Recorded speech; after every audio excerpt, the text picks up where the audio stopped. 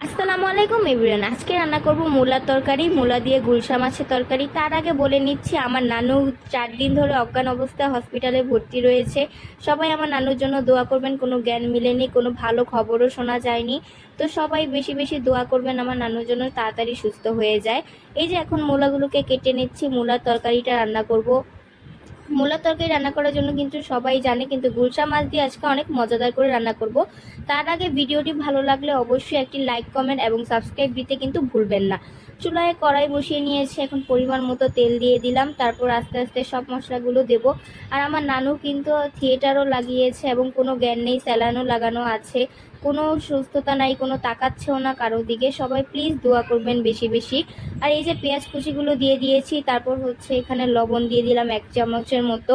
আর এই গরমে এরকম একটা মূলার ঝোল হলে কিন্তু একদমই খুবই আরামে পেট ভরে ভাত খাওয়া যায়। এরপর হলুদের গুঁড়ো দিয়ে দিলাম, মরিচ বাটা দিয়েছি। মরিচ বাটা দিয়ে আমরা কিছুদিন ধরে তরকারি রান্না করছি, যারা আমাদের প্রতিদিন ভিডিও দেখে তারা অবশ্যই বলতে পারবে। আর মূলার তরকারি কার কার পছন্দ অবশ্যই কমেন্টে জানাবেন। এরপর পেঁয়াজ কুচি দেওয়ার পর এখানে মরিচ দিয়ে দিলাম ফালা ফালা করে। এখন ভালোভাবে মশলাটাকে কষাতে হবে। গরমের আরামে এরকম একটা তরকারি রান্না করে খেতে পারেন। এরপর এখানে মূলাগুলো দিয়ে দিলাম। এই মূলার তরকারিটা কিন্তু আমার অনেক বেশি পছন্দের। এই যে মূলার তরকারিটা রান্না করছি, এই ভিডিওটা কার কার ভালো লেগেছে অবশ্যই কমেন্টে জানাবেন। আর কে কোথা থেকে আমার ভিডিওটি দেখছেন এটাও কিন্তু কমেন্টে জানাবেন। আমি আবারও বলছি, আমার নানুর জন্য সবাই বেশ প্লিজ দোয়া করবেন। আমার নানু এখন বরিশাল হসপিটালে ভর্তি আছে, কোনো জ্ঞান ফিরেনি, এখনও 4 দিন ধরে ভর্তি আছে, এখনও কারো দিকে তাকাচ্ছে না, স্যালাইন লাগানো আছে। এই যে এখন মূলাটাকে ভালোভাবে কষিয়ে নিচ্ছি। আর গরমের আরামে এরকম একটা তরকারি কিন্তু খুবই মজাদার। মূলাটাকে ভালোভাবে কষিয়ে নেওয়ার পর এর মধ্যে এটাকে ঢেকে দেবো। এটা কষানোর ভাপে হালকা ভেপে যাবে। এই যে এটার মধ্যে এখন পরিমাণ মতো পানি দেবো। আমি গরম পানি ইউজ করেছি, তোমরা চাইলে ঠান্ডা পানিও ইউজ করতে পারো। এই যে পানিটা বলক চলে আসলো, আমি এখানে প্রায় অনেক পরিমাণে পানি ইউজ করেছি। আগেই বলেছি ঝোল ঝোল রান্না করব। এই গরমে এরকম একটা ঝোলের তরকারি কিন্তু খুবই মজাদার।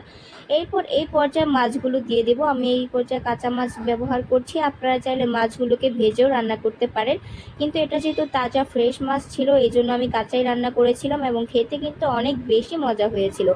চাইলে ভাজা মাছ দিয়েও রান্না করা যায়, ভাজা মাছ দিয়ে তরকারি রান্না করলে তরকারির স্বাদ বেড়ে যায়, কিন্তু কাঁচা মাছ যারা পছন্দ করেন তাদের কাছে কিন্তু ভাজা মাছ পছন্দ হবে না। কাঁচা মাছ যারা পছন্দ করেন অবশ্যই কিন্তু কমেন্টে জানাবেন। আর তরকারি কিন্তু খুব সুন্দর একটা কালার চলে আসলে এটাকে এখন ঢেকে দেব। বলক চলে আসলে যখন দেখবো ঝোলটা একটু গাঢ় গাঢ় হয়ে এসেছে, এই পর্যায়ে তরকারিটাকে নামিয়ে নিতে হবে। এখন দেখলাম এই পর্যায়ে তরকারিটাকে আমি আরেকটু শুকিয়ে নেব। দেখছিলাম যে মূলাগুলো সিদ্ধ হয়েছে কিনা, আলুগুলি আমি কিন্তু কোনো আলু দিইনি, মূলাই রান্না করেছি। আপনারা চাইলে সাথে আলুও ব্যবহার করতে পারেন। অনেকেই এখন, যদি ভিডিওটি ভালো লাগে কমেন্টে জানাবেন যে মূলার উপরে ছোলাও দিয়ে দিয়েছি। হ্যাঁ, এটা আমার অনেক পছন্দের। আজকে এই পর্যন্ত, আল্লাহ হাফেজ।